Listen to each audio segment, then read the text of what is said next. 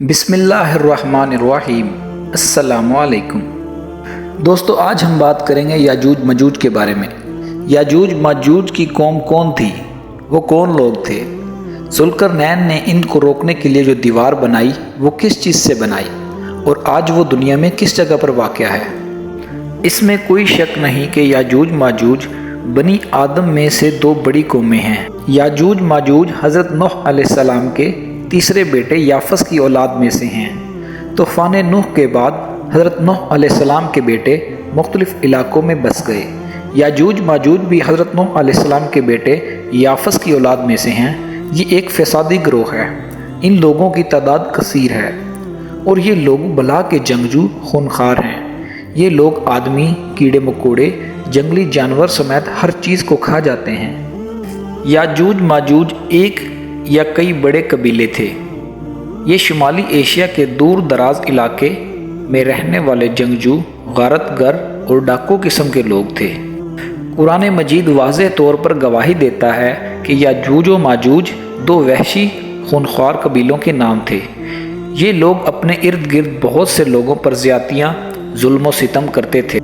مہذب دنیا پر وحشیانہ حملے تقریباً روز کا معمول بن چکا تھا۔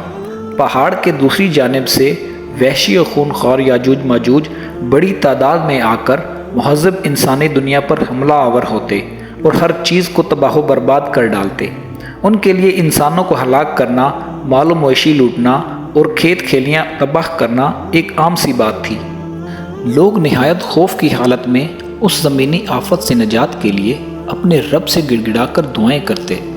ایک صبح جب وہ سو کر اٹھے تو انہوں نے دیکھا کہ ہزاروں کی تعداد میں ایک عالی شان اجنبی فوج ان کے کھلے میدانوں میں خیمہ زن ہے۔ پہلے تو وہ حیران اور خوف زدہ ہوئے، لیکن پھر قوم کے چند سردار اس جنگجو لشکر کو اپنے لیے غیبی مدد اور نجات دہندہ سمجھتے ہوئے لشکر کی جانب گئے اور سپہ سالار سے ملنے کی خواہش ظاہر کی۔ اجازت کے بعد مقامی سرداروں کو فوج کے سپہ سالار کے خیمے میں پیش کیا گیا۔ سپہ سالار نے معززین شہر کو خوش آمدید کہتے ہوئے یہ یقین دلایا کہ ان کی فوج ان کے علاقوں پر قبضہ نہیں کرے گی اور نہ ہی ان کے مال مویشی اور کھیت کھیلیوں کو کوئی نقصان پہنچائے گی۔ وہاں کے مقامی سردار جنگی حالت میں ملبوس فوج کے سپہ سالار کا حسن اخلاق اور طرز مہربانی دیکھ کر مطمئن ہو گئے، لیکن جب ان کے سامنے یہ بات لائی گئی کہ وہ دنیا کے عظیم بادشاہ ذوالقرنین سے ہم کلام ہونے کا شرف حاصل کر رہے ہیں تو وہ بہت حیران ہوئے اور دل میں سوچنے لگے کہ شاید یہ شخص قدرت کی جانب سے ہمارے لیے نجات دہندہ بن کر آیا ہے۔ سرداروں کو سوچ میں گم دیکھ کر ذوالقرنین نے کہا، اے میرے قابل احترام دوستو، ویسے تو میں اپنی بادشاہت سے بہت دور دیار غیر ایک سفر پر ہوں، لیکن اگر میں آپ لوگوں کی کوئی خدمت کر سکوں تو مجھے خوشی ہوگی۔ بس یہی وہ لمحہ تھا کہ جب ان کی دلی خواہش ان کے لبوں پر آ گئی۔ ان سب نے ایک دوسرے کی جانب دیکھا اور پھر ایک شخص بولا، اے مہربان بادشاہ، اس پہاڑی کی دوسری جانب یاجوج ماجوج نام کی قوم رہتی ہے جو زمین پر بہت فساد مچانے والے لوگ ہیں۔ اگر ہم آپ کو کچھ خراج ادا کریں تو کیا اس کے عوض آپ ہمارے اور ان کے درمیان ایک دیوار تعمیر کر دیں گے؟ بادشاہ ذوالقرنین نے کہا، اے میرے قابل احترام دوستو، اللہ عز و جل نے مجھے جو کچھ دے رکھا ہے وہ بہت بہتر ہے۔ البتہ اگر تم لوگ میری مدد و قوت کے ساتھ، میری طاقت کے ساتھ یہ کرو تو میں تمہارے اور ان کے درمیان ایک مضبوط دیوار تعمیر کر دوں گا۔ چلیے دوستو، اب ہم آپ کو بتاتے ہیں کہ یاجوج ماجوج کے درمیان جو دیوار بنائی گئی وہ کس چیز سے بنائی گئی اور وہ کس طرح تعمیر کی گئی۔ دوستو، بادشاہ ذوالقرنین نے دونوں پہاڑوں کے سروں کے درمیان جو خلا تھا اسے لوہے کی بڑی موٹی چادر کے ساتھ پر کر دیا۔ پھر چادر کو خوب گرم کر کے ان پر پگھلا ہوا تانبا، لوہا اور سیسا ڈال کر اسے مضبوطی سے بند کر دیا، جسے عبور کر کے یاجوج ماجوج کا دوسری طرف انسانی آبادیوں میں آنا ناممکن ہو گیا۔ دوستو، یہ دیوار 50 میل لمبی تھی، 29 فٹ اونچی اور 10 فٹ چوڑی تھی۔ آج سے سینکڑوں سال پہلے لوہے اور تانبے کی اتنی بڑی دیوار تعمیر کرنا یقیناً ایک بہت بڑا کارنامہ تھا۔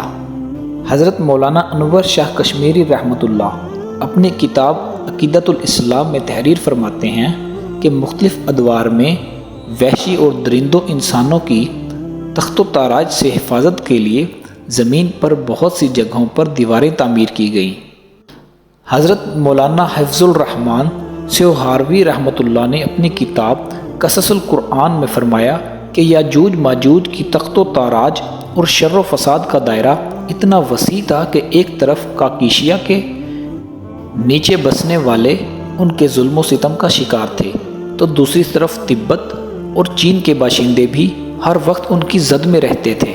دوستو، خلیفہ عباسی نے سدھ ذوالقرنین کی تحقیق کی غرض سے ایک جماعت کو روانہ کیا، جس نے اپنی تحقیق کے بعد بتایا کہ یہ دیوار لوہے سے تعمیر کی گئی ہے، اس میں بڑے بڑے دروازے بھی ہیں، ان پر قفل پڑا ہوا ہے اور یہ شمال مشرق میں واقع ہے۔ دوستو، حضرت ابو ہریرہ رضی اللہ تعالیٰ عنہ سے مروی ہے کہ رسول اللہ صلی اللہ علیہ وآلہ وسلم نے فرمایا کہ یاجوج ماجوج دیوار ذوالقرنین کو ہر روز کھودتے ہیں۔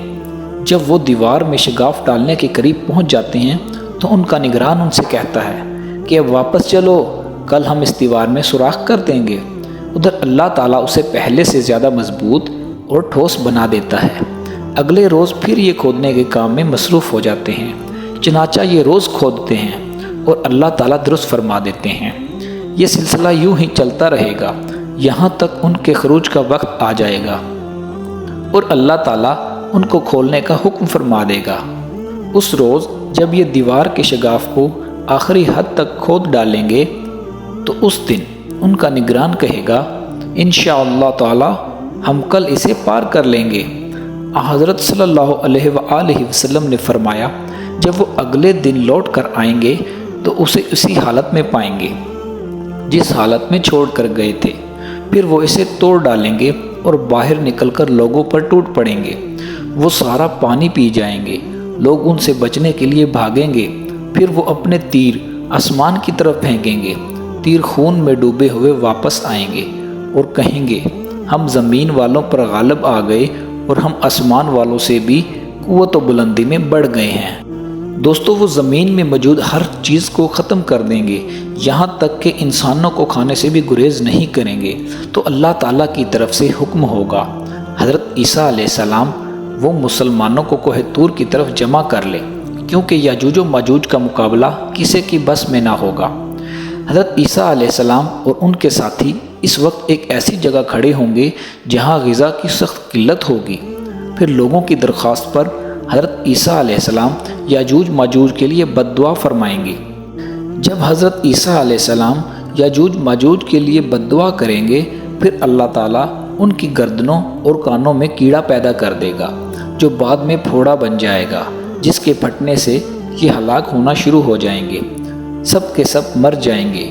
ان کی لاشوں سے ایک بالشت زمین بھی خالی نہ ہوگی اور ہر طرف ان کی لاشوں کی گندی بدبو پھیل جائے گی۔